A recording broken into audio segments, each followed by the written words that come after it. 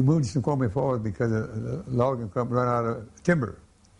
And so he went up there and got a job for a warehouser.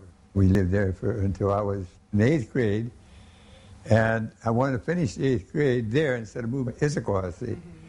So I got a job being janitor, helping the janitor at the school. I was probably 9 years old before we got an indoor bathroom. The sewer didn't come into Issaquah until about 1940.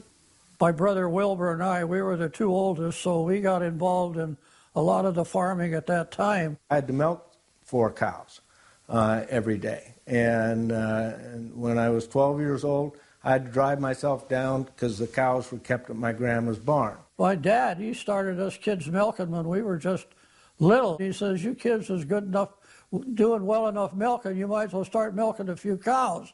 So he had us milking cows, and it wasn't long before we were getting up in the morning before we went to school, milking 10 cows apiece by hand, and had to come right home from after school, and here was these 10 cows because we were milking about a total of 60-some cows in all. I stayed in one of the houses, and he had a wife and a little baby.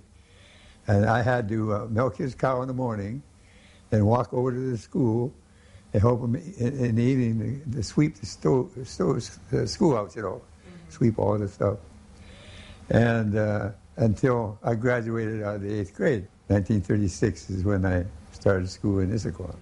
You had coal and wood stoves, so you had to haul in the coal and haul out the ashes.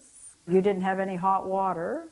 First of all, you had to build the fire early in the morning to start heating the water that was in the tank, which that could take quite a while. You had usually a ringer washer that if you didn't have some kind of a setup outside, you had to do it in the house by the kitchen sink.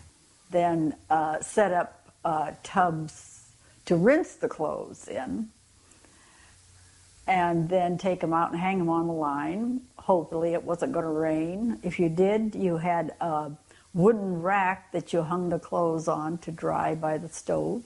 Between my 9th and 10th grade year, I drove a dump truck through Issaquah right down Front Street and hauled gravel from Sycamore to where they did the fill, because that was a wetland down at the old High-Low Shopping Center, every day, all summer long.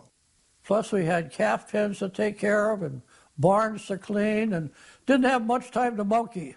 My dad kept after us quite a bit.